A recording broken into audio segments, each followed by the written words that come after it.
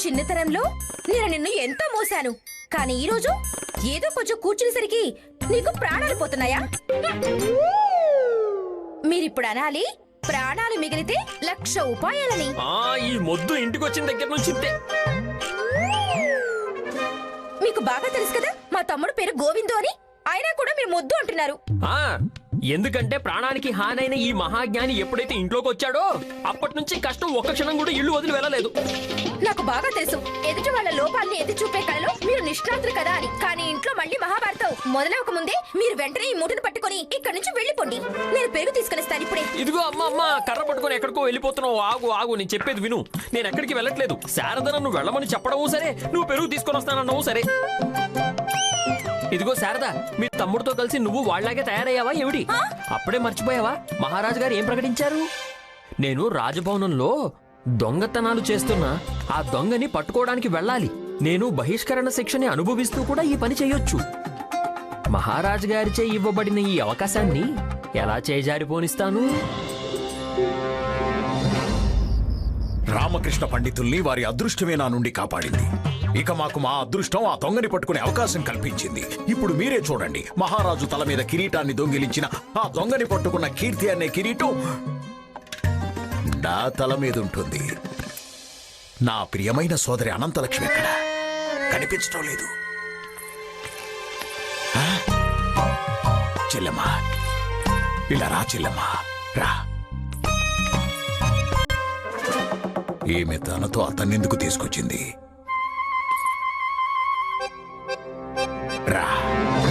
రాజభవనంలో ఏవైతే దొంగతనాలు జరుగుతున్నాయో అవి చేసేది బయటవారు కాదు, లోపలి వారే.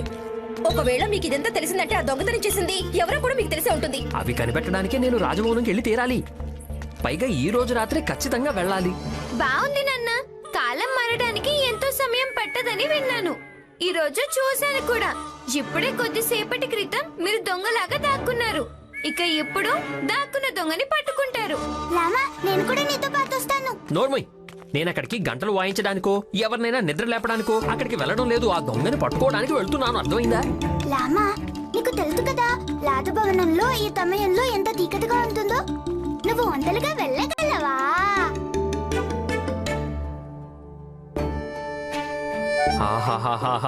చిన్నగా ఉన్న పురుషుడివే నువ్వు. పురుషుడు అవడం సంగతి పక్కన పెడితే ముందైతే ఇప్పుడు తెలివైన వాడు అయిపోయావు. పద, మనిద్దరం కలిసి రాజభవనానికి వెళ్దాం. కలిసి ఒకేసారి వెళ్దాం.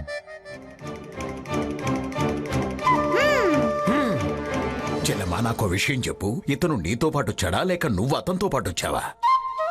అన్నగారు, నేనే వారిని ఇక్కడికి తీసుకుని వచ్చాను. ఎందుకు?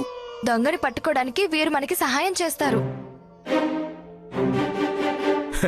ఇతని ముఖం చూస్తుంటే తనకి తనే సహాయం చేసుకోలేడేమో అనిపిస్తోంది. లేదన్నగారు, వీరు చాలా తెలివైన వారు. అమాయకంగా కనిపిస్తారంతే. మీకు గుర్తుందా, వారే నన్ను రక్షించారు. గుర్తుంది, నాకంతా గుర్తుంది. కానీ ఇతడు రామకృష్ణ పండితుడికి బావమరుదన్న విషయం నువ్వు మర్చిపోయావు. అందుకే కదా ఈయన కూడా తెనాలి వారే. తెనాలి నీళ్లలో ఏదో ఉందని నాకు అనిపిస్తుంది. అందుకే అక్కడి వారందరూ ఇంత తెలివైన వారుగా జన్మిస్తారు. సరే, ఈయన ఏం ఆలోచించారు? ఈయన దొంగని ఎలా పట్టుకుంటారు? గురుదేవా, నేనున్నాను కదా, మరి ఎందుకు కంగారు? నువ్వున్నావనే కదా నాకు ఈ కంగారు. మీరు కంగారు వదిలేయండి గురుగారు. ఎందుకు? ఎందుకంటే నేను ఇప్పుడిప్పుడే నేర్చుకున్నాను. ఏం నేర్చుకున్నా? ఇదే నేర్చుకున్నాను. ఏది జరుగుతుందో అది కనిపించదు, కానీ అదే జరుగుతుంది. ఎందుకంటే అది లోపల నుండి అదే, కానీ బయటికి కనిపించదు. మళ్ళీ చెప్పు. నేను చెప్పేది ఏంటంటే ఏది జరుగుతుందో అది కనిపించదు, కనిపిస్తుంది. అయినా అదే జరుగుతుంది, కానీ లోపల నుండి అదే జరుగుతుంది, కానీ బయట నుంచి కనపడదు. నువ్వు మాట్లాడటం నేర్చుకో. తప్పుకో, వెనక్కి వెళ్ళు. ఈయన ఏం చెప్పాలనుకుంటున్నారు అంటే, దొంగ ఎవరో లోపలి వ్యక్తే, ఎవరో బయట వారు కాదు. అలా కూడా జరగచ్చు గురుచెల్లెలు గారు, కానీ మేము అలా ఆలోచించనే లేదుగా. లోపల నుండి ఎవరో బయటికి వస్తారని మనం వారి కోసం ఎదురు చూస్తూ ఇక్కడే ఉండిపోకూడదు. మనం ఈ రోజు రాత్రికి రాజభవనం వెళ్ళాలి, ఆ దొంగ ఎవరో కనిపెట్టడానికి. గోవింద్ అదే చెప్పాలనుకుంటున్నారు. ఇది మంచి ఆలోచనే, కానీ మేము ఇది కూడా ఆలోచించలేదు. నేను కూడా ఆలోచించలేదు. నేను కూడా ఆలోచించలేదు అంటూ మనం సమయం వృధా చేయకూడదు. గోవింద్ అదే అంటున్నారు. ఇది రాజభవనం వెళ్లాల్సిన సమయం. దొంగ అక్కడే ఉన్నాడు. కానీ నేను ఆలోచించాను, దొంగ తరువాత పురస్కారం. నువ్వు కూడా వస్తావు కదా చెల్లెమ్మా? హా. నేను ఇంకా గోవింద్ మేమిద్దరం మీతో పాటు వస్తాం.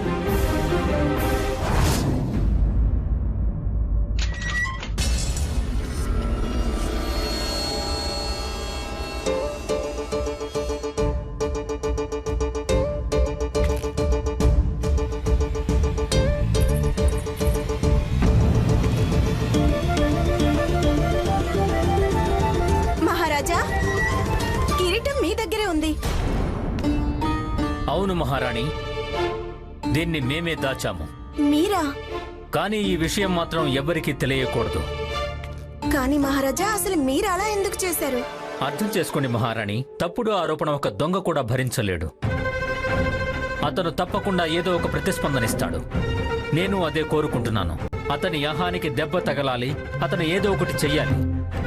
ఇక అక్కడికి అతన్ని పట్టుకునేవాడు చేరుకోవాలి. ఎవరు?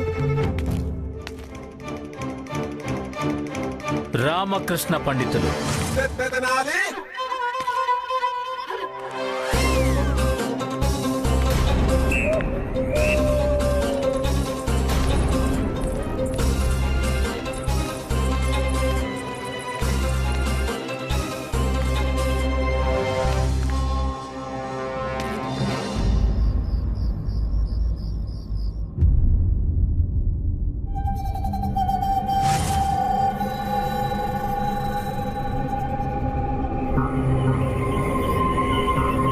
కృష్ణదేవరాయలు కిరీటం దొంగతనం జరిగిందని పుకారు వ్యాప్తి చేశాడు. పైగా నన్ను ఎగతాళి చేశాడు. అతను ఏమనుకుంటున్నాడు? నేను భయపడి పారిపోతానా? ఇప్పుడు ఈ రోజు అతను దాచిపెట్టిన కిరీటం దొంగలిస్తాను. అప్పుడు అతని బుద్ధి దారికొస్తుంది. ఆగండి, అందరూ ఒళ్ళు దగ్గర పెట్టుకుని నేను చెప్పింది జాగ్రత్తగా వినండి. మనం ఎవ్వరం కూడా ఇక్కడికి పెళ్లి చూడ్డానికి రాలేదు. నేను మన మహారాజుని కలిసి ఏదో ఒక వంకతో రాజభవనంలో ఉండడానికి అనుమతి తీసుకుంటాను. ఇక మనందరం భవనంలో ఉండి 4 వైపులా దృష్టి పెడితేనే మనం దొంగని పట్టుకోగలం. అంతే, దొంగని పట్టుకోగానే పురస్కారం, అలాగే బహుమతి. అవును గురుగారు, ఈ బహుమతి అందరికీ లభిస్తుంది కదా? నర్వై, కేవలం నాకే లభిస్తుంది. చూసుకోండి గురుగారు, ఏమో చెప్పలేం. బహుమతి గొడవలో పడి మీరు అందరి ముందే ఎగతాళి అయిపోతారేమో. నోర్మోయండి.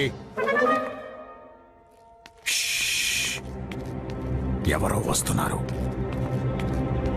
ప్రణామాల తాతాచార్యుల వారికి. మీరు విన్నవించుకోవడం వల్ల మహారాజు మిమ్మల్ని కలవడానికి పిలిచారు. పద. అయితే గురువు గారు, మీరు చెప్పదలుచుకుంది ఈ రోజు రాత్రి మీరు మీ కుటుంబంతో పాటు ఇక్కడ రాజభవనంలో ఉండాలనుకుంటున్నారు. అవును మహారాజా. విషయం ఏంటంటే మహారాజా, మా ఇల్లు నీటిలో కొట్టుకుపోయింది. ఏంటి? విషయం ఏంటంటే మహారాజా, నీరంతా కూడా మా ఇంటి లోపలికి వచ్చేసింది. ఇంటిలో ఉన్న వస్తువులన్నీ బాగా తడిచిపోయాయి. ఉదయానికల్లా ఆరిపోతాయి. తర్వాత మేము తిరిగి వెళ్ళిపోతాం. కానీ ఇది అకస్మాత్తుగా ఎలా జరిగింది? మహారాజా, ఒక ఆలోచన వచ్చిందంతే, అలా జరిగిపోయింది. అంటే? మహారాజా, అంతా ఈ ప్రభువు లీల. వారు అబద్ధం చెప్పినా కూడా అది అబద్ధం అవ్వదు, అది నిజానికి నీడవుతుంది. గురువర్య, మహారాజా, గురుమాత ఏం చెప్పడానికి ప్రయత్నిస్తున్నారో మాకు అర్థం కాలేదు. మహారాజా, వరుణమాల మాటలకు అర్థం ఏమిటి అంటే, ప్రభువు ఏదైనా పని చేయాలనుకుంటే మనం ఆలోచించడానికి ఉపయోగించేంత సమయం కూడా ఆయనకు పట్టదు. మనం నిజమేదో అబద్ధమేదో కూడా చెప్పలేకపోతాం. ఈ లోపలే ఈశ్వరుడు పని చేసేస్తాడు. అయినా ఇదంతా పరమేశ్వరుని లీల మహారాజా. మీకు అర్థమైంది కదా మహారాజా? మా సంగతి వదిలేయండి గురువర్య, మీరు చెప్పింది మీకు అర్థమయ్యే ఉంటుంది కదా? నాకు అర్థమైంది మహారాజా, అందుకే మీకు వివరించడానికి ప్రయత్నిస్తున్నాను. బాగుంది గురువర్య, బాగుంది. ఒకవేళ మీరు అలా కోరుకుంటే మేము ఈ రాత్రికి ఇక్కడికి వచ్చిన మీరందరూ ఉండడానికి మా రాజభవనపు అతిథి గృహంలో ఏర్పాట్లు చేయిస్తాం. అతిథి గృహం ఎందుకు మహారాజా? లేదు, మేము అతిథులం కాదు మహారాజా. ఈ విజయనగరం మాది. అవును, మేమైతే కేవలం మా మందిరం లాంటి దర్బారులో మా చాపలు పరుచుకుంటాం. అక్కడే నిద్రపోతాం. దర్బారులో నిద్రపోవాలనుకుంటున్నారు? అవును. మీ కుటుంబంతో పాటుగానా? అవును.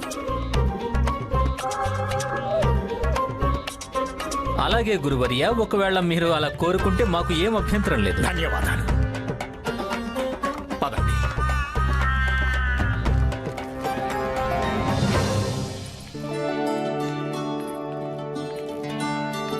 గోవింద్, రాత్రిపూట ఇలా ఒంటరిగా తిరుగుతూ ఉంటే ఎంత బాగుంటుందో కదా. ఆ, మీరు ఒంటరిగా ఎక్కడున్నారు? ఇక్కడైతే మన ఇద్దరం ఉన్నాం కదా, ఇద్దరం. అయినా తెనాలిలో నేను రాత్రి వేళ ఒంటరిగా తిరుగుతాను దేవికతో కలిసి. దేవిక? ఎవరు తను? దేవికా ప్రసాద్, నా పిల్లి. పాపం తెనాలిలో నా కోసం ఎదురు చూస్తూ దాని తోక ఊపుతూ ఉండుంటుంది. అనంత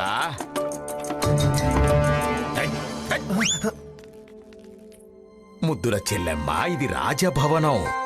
దీనిని తోటనుకుని నువ్వు ఎందుకిలా విహరిస్తూ ఉన్నావు? ఇంతలా తిరిగితే నీ కాళ్ళు నొప్పి పెడతాయి కదా. అన్నగారు, నా కాళ్ళైతే కూర్చోడం వల్ల నొప్పిగా ఉన్నాయి. కాళ్ళు నొప్పిగా ఉన్నాయా? భగవంతుడా, నా చెల్లెలు. సరే చెల్లెమ్మ, నువ్వు విశ్రాంతి తీసుకో. పద. ఏయ్, పద, పదండి. ఈ రోజు రాత్రి నేను కిరీటాన్ని ఎలా మాయం చేస్తానంటే దానితో ఎప్పటికీ కిరీటం దొరకదు, నేను దొరకను. ఓ, ఈ సమయంలో ఇంకెవరు వస్తున్నారు? ఓ, నేను వెళ్ళి దాక్కుంటాను.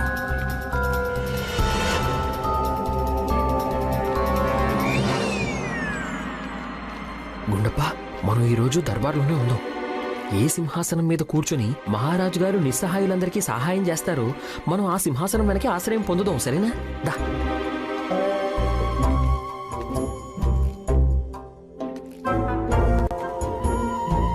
వీళ్ళిద్దరూ ఎవరు? అయినా దర్బార్లోకి ఎప్పుడొచ్చారు? ఓహో, ఈ బహుమతుల గురించి అనుకుంటా నేను విన్నది.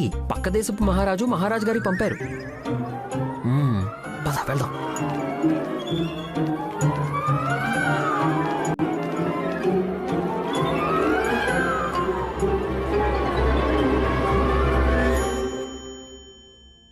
లామా, నేను ఒక పని చేయాల్సింటుంది.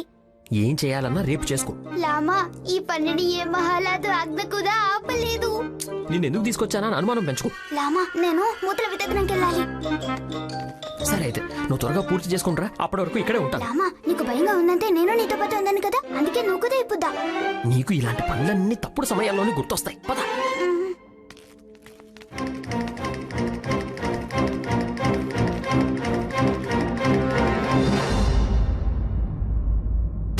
అసలు ఈ రోజు ఇక్కడ ఏం జరుగుతుంది? వీళ్ళు ఇక్కడికి ఎందుకు వచ్చారు? ఇక నేను ఈ రోజు రాత్రి పని పూర్తి చేసుకుని ఇక్కడి నుంచి వెళ్ళిపోవాలి. ఇంకెవరో కూడా వస్తున్నారు. ఇంత రాత్రిపూట జనాలు దర్బార్లోకి వస్తున్నారంటే నేను వెళ్ళి దాక్కుంటాను. రండి, పరచండి, రండి. అయ్యో, రా చెల్లెమ్మ, రా.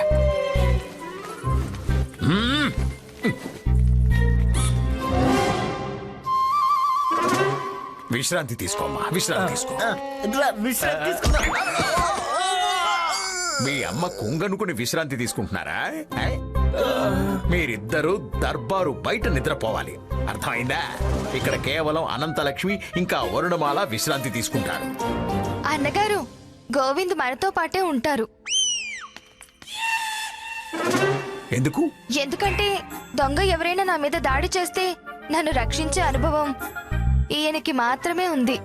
వద్దు వద్దు, గోవింద్ వద్దు, గోవింద్ వద్దు. గోవింద్, ఇలా రా. రా చెల్లెమ్మ, నేనుంటుండగా నీ చుట్టుపక్కలకి ఎవ్వరూ రాలేరు. ఇక ఈ గోవింద్ ఉన్నాడు కదా, నా చుట్టుపక్కల నాకు కాపలాగా ఉంటాడు. దర్బార్లో ఎవరూ లేరు. వీళ్ళు ఇక్కడేం చేస్తున్నారు? లామా, వాళ్ళని వదిలే, అతతూదు. గోవింద్ ఉన్నాడు, అతని గురించి ఆలోచించు. ఇతను భావమృతి కాదు, ఆపద. నాకు దూరం అవడం మంచిదైంది. ఇప్పుడు ఏ సమస్య సృష్టించినా గురువు గారికి చుట్టుకుంటుంది. వారి కర్మ బాలేదు. వరుణమాల, విశ్రాంతి తీసుకో. కానీ వీళ్ళు ఏం తేజానికి ఎక్కతుకుతారు? నువ్వు వినే ఉంటావుగా, అత్యాశ మంచిది కాదని. ఈ రోజు స్వయంగా చూడు. ఆగండి ఆగండి, ధనిమణి, శుభ్రం చేయండి, శుభ్రం చేయండి. సరే గురుగారు. దొంగని పట్టుకుంటే వచ్చే పురస్కారంపై అత్యాశతో గురువుగారు ఎలాగో బాధపడుతున్నారు. ఇప్పుడు వారి మొత్తం కుటుంబాన్ని బాధపెడుతున్నారు. గుండప్ప, మనం ఎలాగైనా సరే సింహాసనం వెనక్కి వెళ్లి తీరాలి. ఎలా వెళ్తాం? అక్కడ గురువు గారు ఇంకా వాళ్ళ సైన్యం ఉంది. అది నిజమే. వేరే ఏదన్నా దారి ఆలోచించాలి.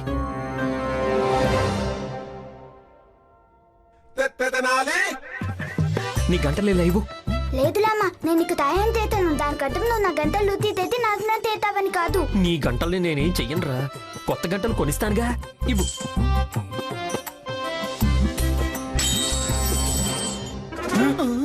గంటల శబ్దమా?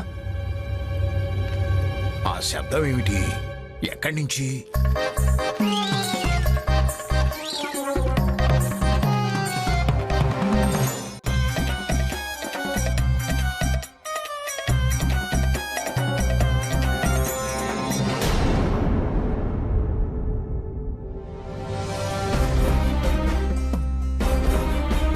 గుండప్ప, ఈ బొమ్మను చూసావా? ఇందాక కాస్త వెనక్కుంది కదా, ముందుకెవరు జరిపారు? లామా ముందు గంటలు వితిలేతావు, ఆ తర్వాత అవేమో అనాథలైనట్టు ఇకిప్పుడు బొమ్మల గురించి మాట్లాడుతున్నావు. లామా దొంగ మీద దుత్తి పెట్టు, దొంగ మీద. ఆ సరేలే, దీన్ని మాత్రం ఎవరో కదిపారు.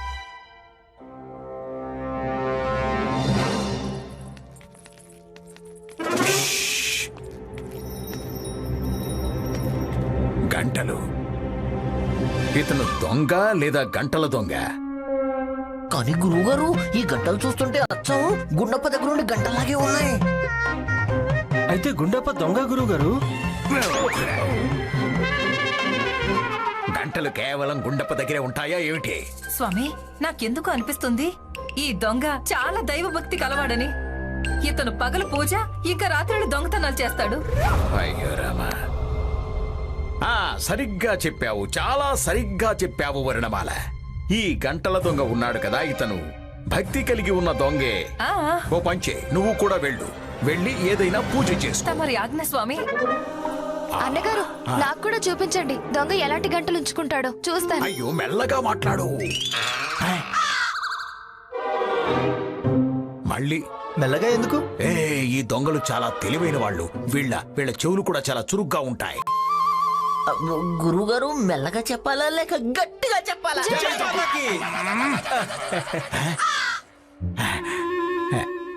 జై కొట్టడం అయిపోయిందా?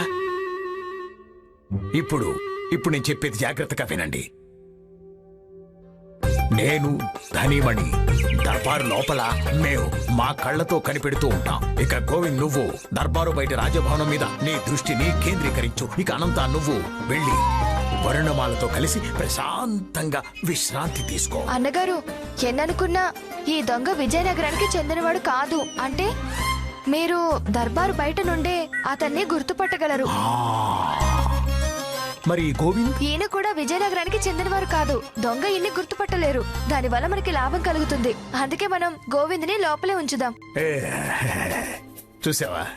చూసావా నా ముద్దుల చెల్లెలు విశ్రాంతి తీసుకోవడానికి ముందు కూడా నా గురించి ఎంత ఆందోళన చెందుతుందో, ఎంత ఆలోచిస్తుందో. వెళ్ళు, నువ్వు విశ్రాంతి తీసుకో. ఇక పదండి, అందరూ పదండి. నువ్వు రావద్దు, నువ్వు ఇక్కడే ఉండు. ధనిమణి, మీరు పదండి. గంటలివ్వండి. పదండి.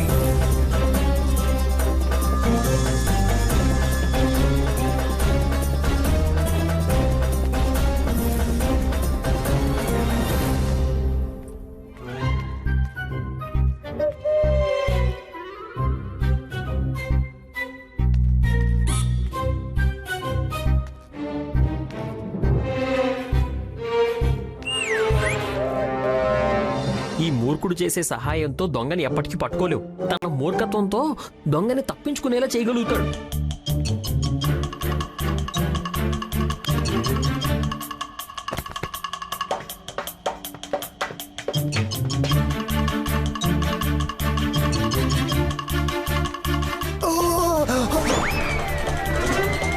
బావగారు,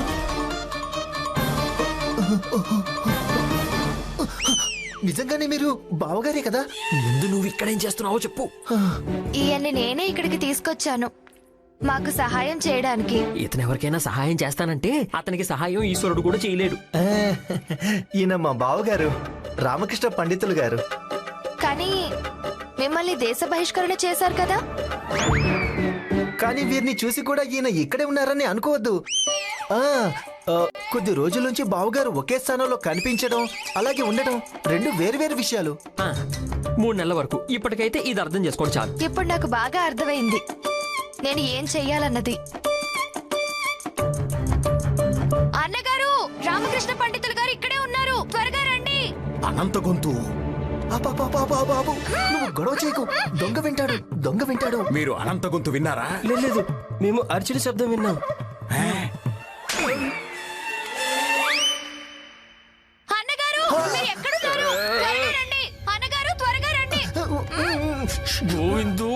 నేనెప్పుడూ ఇరుక్కుపోతూనే ఉంటాను. నా నీడైనా నన్ను వదిలేస్తుందేమో గానీ నీ వల్ల కలిగే కష్టాలు మాత్రం నన్ను వదిలిపెట్టి పోవట్లేదు. బావగారు, ఒకవేళ నేను మిమ్మల్ని ఇక్కడ గుర్తుపట్టకపోతే మీరింటికి వెళ్ళి అక్కతో చెప్పేవారు కదా. నీ తమ్ముడు కనిపించాడు, తను కనీసం నాతో మాట్లాడలేదని చెప్పేవారా కదా? కానీ మీరు కంగారు పడకండి బావగారు, నేనున్నాను కదా, నేనున్నాను. నేను నీకు నీ వల్ల కలిగే కష్టాలకి ఇప్పుడే స్వస్తి చెప్తాను. ఉండు, నువ్వు అక్కడే ఉండు.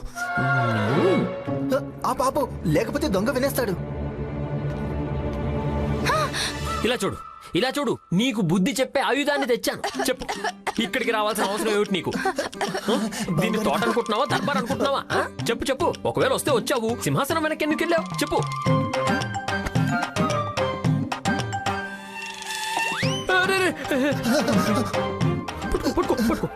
భగవంతుడా! దొంగ దొంగ దొంగ దొంగ దొంగ దొంగ దొంగ ఎక్కడ? ఎక్కడ? ఇక్కడ రామకృష్ణ పండితుడా, నువ్వా? గోవిందు, విగ్రహాన్ని పట్టుకో.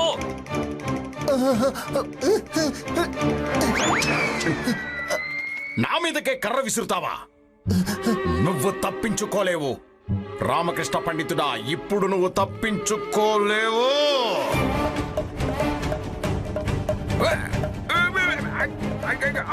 రామకృష్ణ పండితుడా, అయ్యో రామకృష్ణ పండితుడా, నన్ను ఇరికించి నువ్వు పారిపోతున్నావా?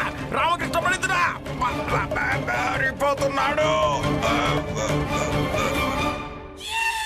కానీ లామా, నువ్వు దొంగని బతుకుదనుకుంటావు, ఇప్పుడు నువ్వు స్వయంగా దొంగలుగా పారిపోతున్నావు. గురుదేవులు గొడవ చేశారంటే మొత్తం బూడిదలో పోసిన పన్నీర్ అయిపోతుంది. కానీ అతను మనం ఏం చేయలేదు కదా. నేను ఆ దొంగని పట్టుకోవడానికి ఒక్కరోజు సరిపోతుంది. ప్రస్తుతానికి మనం ఇక్కడ నుంచి పారిపోవాలి. పద, పరిగెత్తు. దొంగని పట్టుకోవడానికొస్తే గజ దొంగే చేతికి చిక్కాడు. రామకృష్ణ పండితుల వారు, ఇక మీ పని అయిపోవడం నిశ్చయం. ఇదేంటి? గురుగారు, ఇది కోడి కూత అంటే దాని అర్థం తెల్లారిపోయిందని. ఓ, ఇప్పుడు రామకృష్ణ పండితులకు వ్యతిరేకంగా నా దగ్గర సాక్ష్యం ఉంది. మీరందరూ సాక్షులవుతారు. వెళ్ళండి, మీరందరూ స్నానాలు చేసి రండి. రామకృష్ణ పండితుల వారిని శాశ్వతంగా దేశ బహిష్కరణ చేయడం చూడండి. చూడు గోవిందు, ఇప్పుడు నువ్వు మీ అక్కని కలవడానికి విజయనగరం రానవసరం లేదు. ఎందుకంటే రామకృష్ణ పండితులు పోతారు. మహారాజు శ్రీకృష్ణదేవరాయల వారికి, మహారాజు శ్రీకృష్ణదేవరాయల వారికి, మహారాజు శ్రీకృష్ణదేవరాయల వారికి.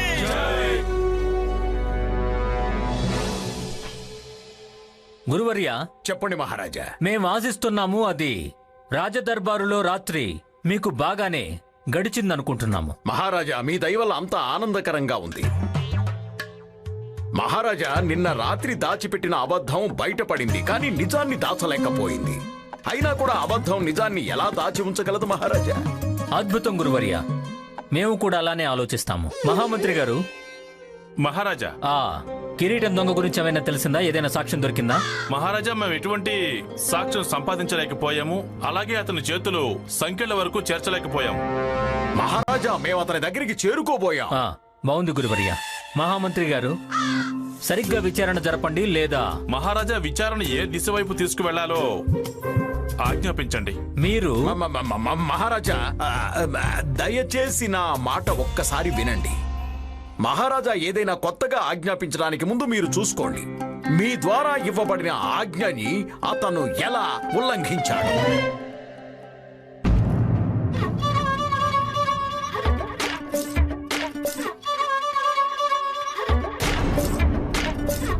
రామకృష్ణ పండితులు, మీరు సరిగ్గా అర్థం చేసుకున్నారు మహారాజా. నేను కూడా అదే చెప్తున్నాను.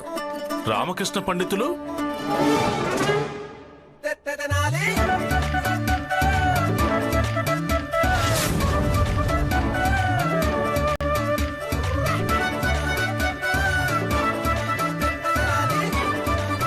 రామకృష్ణ పండితుడా?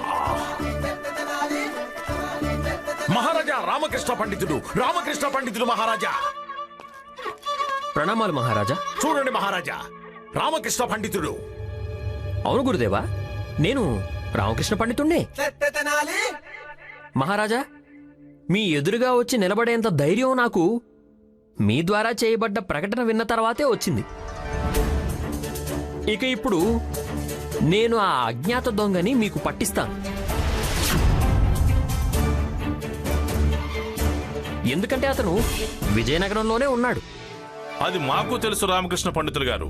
అందుకే విజయనగరం యొక్క సరిహద్దులన్నింటినీ మూసివేయడం జరిగింది.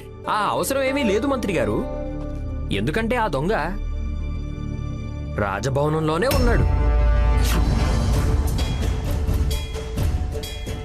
రాజభవనంలో ఎక్కడ రామకృష్ణ పండితులు? ఈ దర్బార్లోనే మహారాజా. ఆ దొంగని మనకి పట్టించేది గురుదేవులే. నేనా?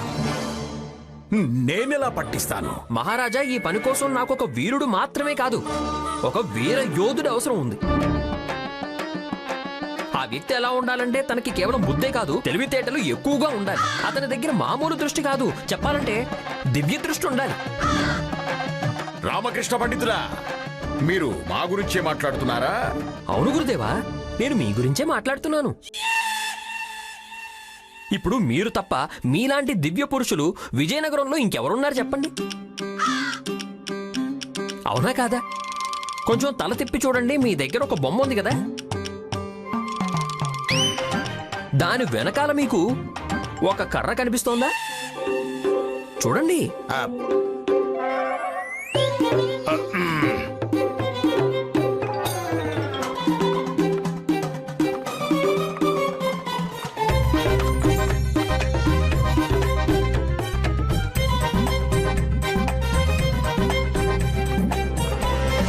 మహారాజా, ఈ కర్రతోనే నిన్న రాత్రి. గురుదేవా, దొంగ గురించిన సమాచారం తెలుసుకోవడానికి మీరు కాస్త కఠినంగా ప్రవర్తించాలి. మీరు ఈ కర్రతోటి ఆపకుండా ఆ బొమ్మని కొడుతూనే ఉండండి, కొడుతూ అడగండి కూడా, ఎక్కడున్నాడు దొంగ, చెప్తావా లేదా, దొంగ ఎక్కడున్నాడో నాకు చెప్పు అని అడగండి. ఎందుకంటే ఈ బొమ్మ తప్ప దొంగ గురించిన సమాచారం మనకి ఇంకా ఎవ్వరూ ఇవ్వలేరు. మహారాజా, ఇప్పుడు ఈ ప్రాణం లేని బొమ్మ దొంగ గురించి చెప్తుందా? గురుదేవా, మీరు ఈ బొమ్మని కొట్టండి, మీరు అడుగుతున్న దొంగ దొరికి తీరతాడు. అవునా? ప్రయత్నం చేద్దాం.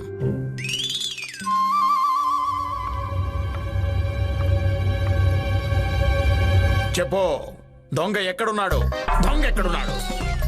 చెప్పు, దొంగ ఎక్కడున్నాడు? చెప్పు, చెప్పు, దొంగ ఎక్కడున్నాడు? చెప్పు. దొంగ ఎక్కడున్నాడు? దొంగ ఎక్కడున్నాడు? దొంగ ఎక్కడున్నాడు? చెప్తావా లేదా? చెప్పు, దొంగ ఎక్కడున్నాడు? దొంగ ఎక్కడున్నాడు? దొంగ ఎక్కడున్నాడు? ఇదేమీ చెప్పడం లేదు మహారాజా. గురుదేవా, ఎవరైనా ఏదైనా రహస్యం దాచినప్పుడు మనం ఏమంటాం? ఏమంటాం? ఒకటే అంటాం, ఇతని కడుపులో ఏదో రహస్యం దాగుంది అని. ఆ, ఓ, నువ్వెప్పుడు చెప్తావు? నువ్వెప్పుడు చెప్తావు? దొంగ ఎక్కడున్నాడో చెప్పు. దొంగ ఎక్కడున్నాడో చెప్పు. చెప్తావా లేదా? దొంగ ఎక్కడున్నాడు? ఎక్కడున్నాడో చెప్పు. చెప్ప.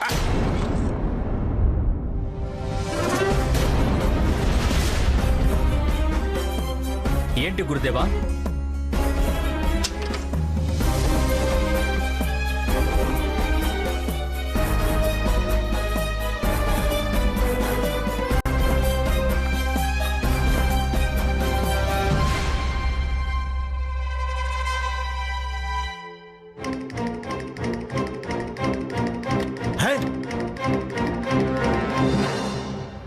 మహారాజా, మహారాజా, దొంగ ద్వారా దొంగిలించబడిన పెట్టె ఈ బొమ్మలో ఉందా?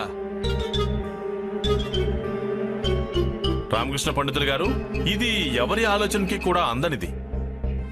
కానీ మనకి ఇప్పటి వరకు మహారాజు గారి కిరీటం లభించలేదు, అలాగే దొంగ దొరకలేదు. అవును మంత్రి గారు, దొంగ యొక్క ఒక సహచరుడి నుంచి దొంగిలించబడిన సామాను దొరికేసింది. ఇప్పుడు మరొక సహచరుడి వంతు. ఎందుకంటే దొంగ కనిపించి ఉండొచ్చు, దొంగతనం చేసి అతను విజయనగరాన్ని ముప్పు తిప్పలు పెడుతున్నాను అని. ఇదిగోండి గురుదేవా, ఇప్పుడు మీ వంతు. మీరు మీ చేతిలోని కర్రని తీసుకొని ఈ బొమ్మని సమాధానం చెప్పేంత వరకు గట్టి గట్టిగా కొట్టి మరీ అడగండి కిరీటం ఎక్కడ ఉంది అని.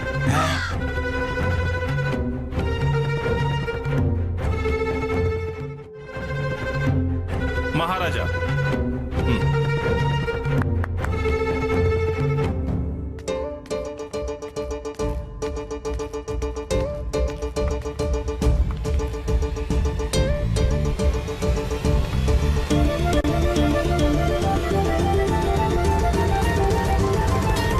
చెప్పు, మా ప్రియమైన మహారాజు వారి కిరీటం ఎక్కడుంది? మా మహారాజు కిరీటం ఎక్కడుందో చెప్పు. చెప్పవా? చెప్పు.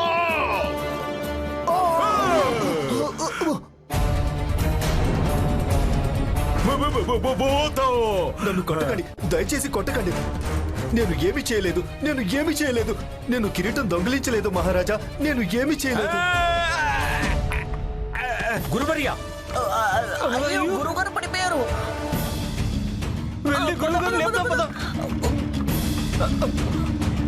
వారిని త్వరగా కూర్చోబెట్టండి.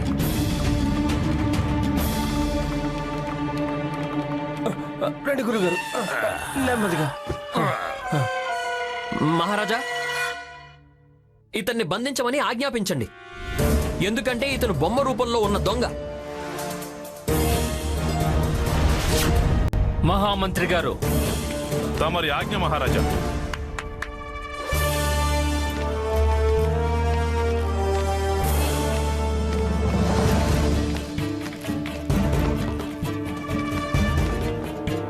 మహారాజా, ఈ దొంగ ఎన్నో ఏళ్ల కఠోర అభ్యాసపు తపస్సు తరువాత ఈ కళలో నైపుణ్యం సాధించాడు.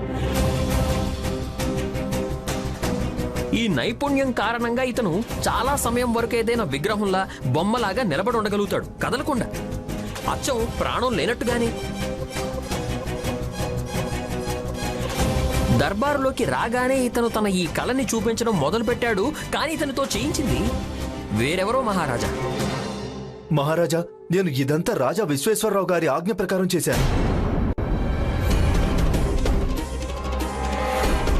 మహారాజా, విజయనగర మహారాజుకి వారి శత్రుత్వానికి తగిన బుద్ధి చెప్పాలని రాజా విశ్వేశ్వరరావు కోరుకున్నారు. మా మహారాజు మీ రాజ్యపు హద్దు గురించి జరుగుతున్న సరిహద్దు వివాదాన్ని తమ ఇష్ట ప్రకారం పరిష్కరించాలనుకున్నారు. ఒకవేళ మీరు దానికి అంగీకరించకపోతే దాని గురించి ఆయన మీ రాజ్యం, మీ రాజభవనంలోకి దూరి మీకు ఎంత నష్టం కలిగించగలరో చూపించాలనుకున్నారు. అంతే, ఈ రోజు రాత్రికి నేను నా లక్ష్యం పూర్తి చేసుకుని ఇక్కడి నుంచి మాయమైపోవాలనుకున్నాను. కానీ ఈ రోజు రాత్రి కాదు, మీరు నిన్న రాత్రే కిరీటం దొంగిలించి ఇక్కడి నుంచి పారిపోవాలనుకున్నారు. కానీ మీరు అనుకున్నది అనుకున్నట్టు ఎందుకు చేయలేకపోయారన్న విషయాన్ని నేను చెప్తాను. మహారాజా, నిన్న రాత్రి నేను గుండప్ప ఎవరికీ తెలియకుండా దర్బారులోకి వచ్చాం. ఇక్కడికి వచ్చి చూసేసరికి గురుదేవులు ఆయన కుటుంబం మొత్తంతో పాటు మాకంటే ముందే ఇక్కడికి వచ్చారు. అది చూసి మేము మీ సింహాసనం వెనక దాక్కున్నాం. ఎందుకంటే దొంగతనాలన్నీ రాత్రిపూటే జరిగాయి. అందుకే మేము ఇక్కడే ఉండి దర్బారులోని అన్ని పరిస్థితుల మీద దృష్టి పెట్టాలనుకున్నాం. ఈ లోపల గుండప్ప మూత్ర విసర్జనకని వెళ్లాల్సి వచ్చింది. తిరిగొచ్చి చూసేసరికి ఈ బొమ్మ తన స్థానం నుంచి కదిలి కాస్త ముందుకు జరిగింది. ఆ సమయంలో ఈ దొంగ దొంగతనం చేయాలనుకున్నారు. కానీ నేను రావడం చూసి మరలా బొమ్మలా అయిపోయి అక్కడే నిలబడిపోయారు. కాకపోతే చిన్న పొరపాటు చేశారు. ఆయన నిలబడిన స్థానంలో కొంచెం మార్పు గమనించాను. అలా గమనించిన తర్వాత నాకు ఈ బొమ్మ పట్ల అనుమానం మొదలైంది మహారాజా. ఈ లోపల గురువుగారు నన్ను చూసేశారు. నన్ను పట్టుకోవడానికి నా వైపు పరిగెత్తారు. అదే సమయంలో గోవిందు తన చేతిలోని కర్రని గురుదేవుల వైపు విసిరేశాడు. గోవిందు, బొమ్మని పట్టుకో. బొమ్మకి ఆ కర్ర తగిలిన వెంటనే రెప్పరు వాల్చడం నేను గమనించాను. ఆ తర్వాత నా అనుమానం నిజమని నిర్ధారణ అయింది. మహారాజా, అన్నిటికన్నా విచిత్రమైన విషయం, ఈ బొమ్మకి కర్ర తగిలినా కూడా ఎటువంటి శబ్దము అస్సలు రాలేదు. అయితే ఆ సమయంలో నాకు అనిపించింది, ఒకవేళ ఈ బొమ్మ ఏదైనా లోహంతో తయారు చేయబడితే శబ్దం వచ్చి తీరాలి కదా. కానీ శబ్దం రాని కారణంగా నేను అప్రమత్తం అయ్యాను. నా దృష్టిలో ఏదైనా అభిప్రాయానికి చేరుకోవడానికి ఇది సరిపోతుంది. అందుకే నేనేమీ చేయకుండా ఇక్కడి నుంచి వెళ్ళిపోయాను. ఎందుకంటే నేను ఈరోజు నిండు సభలో ఈ దొంగ బండారం బయట పెట్టాలనుకున్నాను.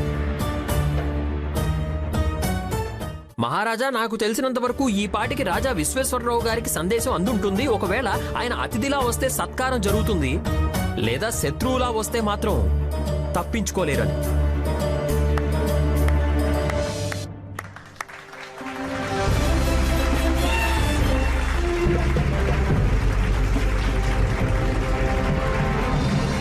అద్భుతం! గురుగారు గురుగారు భయపడకండి, అతను భూతం కాదు, అతను ఒక దొంగ. దొంగ అయినా మీరు భయపడతారేంటి? అతను కదా భయపడాలి, ఎందుకంటే అతను పట్టుపడ్డాడు కదా. గురుగారు, ఒకవేళ ఒకటి పట్టుబడినా కూడా మరొకటి తప్పించుకుంది. ఏం తప్పించుకుంది? మీ తలరాతలో పురస్కారం తప్పించుకుంది గురువు గారు. దొంగతనాలు చేసింది ఈ దొంగ. శివ శివ శివ శివ శివ, నేను ఇతన్ని ప్రాణం లేని బొమ్మ అనుకున్నాను. అవును గురుదేవా, ఇతనే దొంగ. ఇతను ఇంత అద్భుతమైన తిరుగులేని కళని దొంగతనం లాంటి నీచమైన పనికి ఉపయోగిస్తున్నాడు చూడండి. కానీ ఇతన్ని పట్టుకోవడంలో అందరికన్నా ముఖ్య పాత్ర మీదే గురుదేవా.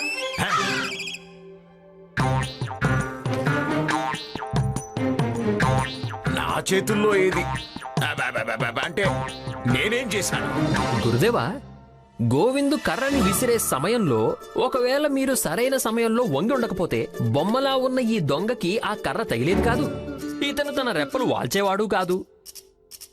అలాగే లోహానికి కర్ర తగిలితే శబ్దం వచ్చి తీరాలి కదా అని ఆలోచన నాకు వచ్చేది కాదు.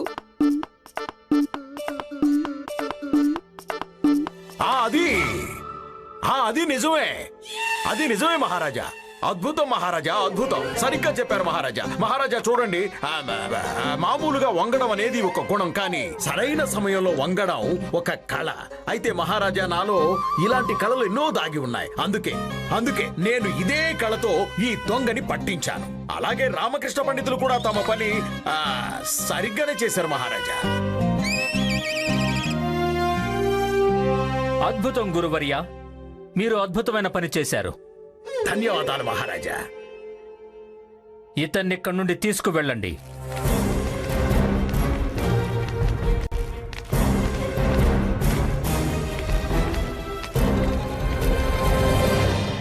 మా ప్రకటనలోని 2 షరతులు ఇంకా పూర్తి కాలేదు. కిరీటం దొంగ పట్టుబడ్డాడు, కానీ నా కిరీటం ఇప్పటి వరకు మా దగ్గరికి రాలేదు. మహారాజా, కిరీటం గురించి అయితే నాకు తెలియదు, కానీ నిన్న రాత్రి ఎలాంటి దొంగతనం జరగలేదని నేను పూర్తి నమ్మకంతో చెప్పగలను. ఎందుకంటే ఈ దొంగ తన స్థానం నుంచి కదలలేదు. గురుదేవా, అంటే దీనికి అర్థం ఇంకా మా ప్రశ్నకి సమాధానం లేదు. కిరీటం ఎక్కడ? మహారాజా, ఆ కిరీటాన్ని ఆఖరిసారిగా మీ తల మీద శోభాయమానంగా వెలుగొందడం చూశాను. ఆ తర్వాత నేను చూడనే లేదు. రామకృష్ణ పండితులు గారు, మా కిరీటం ఎక్కడ? మహారాజా, నాకు తెలీదు.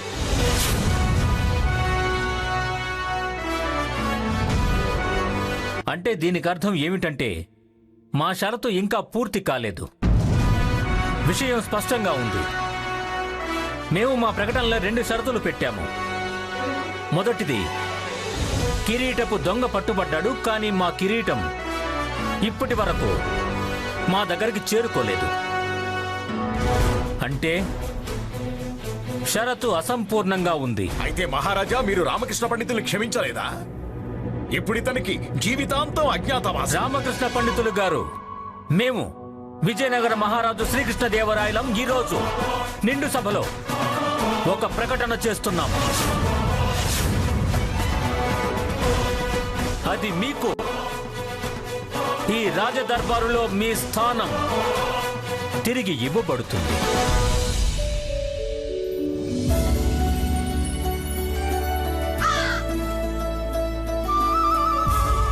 కానీ మహారాజా, అది కిరీటం ఎక్కడికి వెళ్ళలేదు గురుదేవా. కిరీటాన్ని మేమే దాచిపెట్టాము. ఏమిటి? మహారాజా, మీరా? ఆ కిరీటం ఇప్పటికీ మా దగ్గరే ఉంది. అయితే కిరీటం దొంగ కూడా పట్టుబడ్డాడు, అలాగే మా కిరీటం కూడా మా దగ్గరే ఉంది. ఏం రామకృష్ణ పండితులు గారు? మహారాజా, మీరు స్వయంగా ము-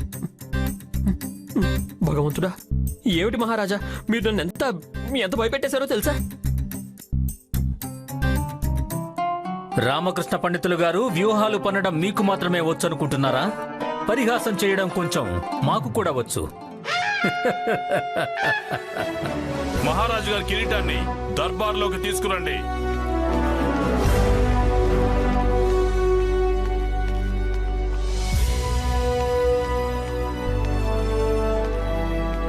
గురువర్య, చెప్పండి మహారాజా. ఈ రాజకిరీటాన్ని మీరు స్వయంగా మీ చేతులతో మా తల మీద పెట్టాలని మేము కోరుకుంటున్నాము.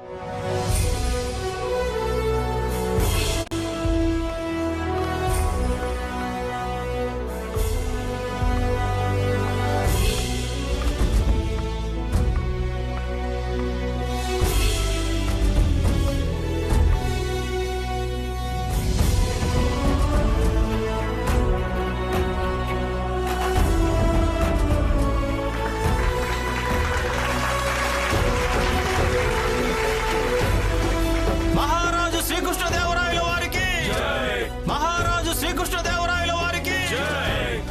రామకృష్ణ పండితులు గారు, మహారాజా, మేము మిమ్మల్ని అభ్యర్థిస్తున్నాము, మీరు మరలా వెళ్ళి మీ స్థానాన్ని భర్తీ చేయండి. ధన్యవాదాలు మహారాజా.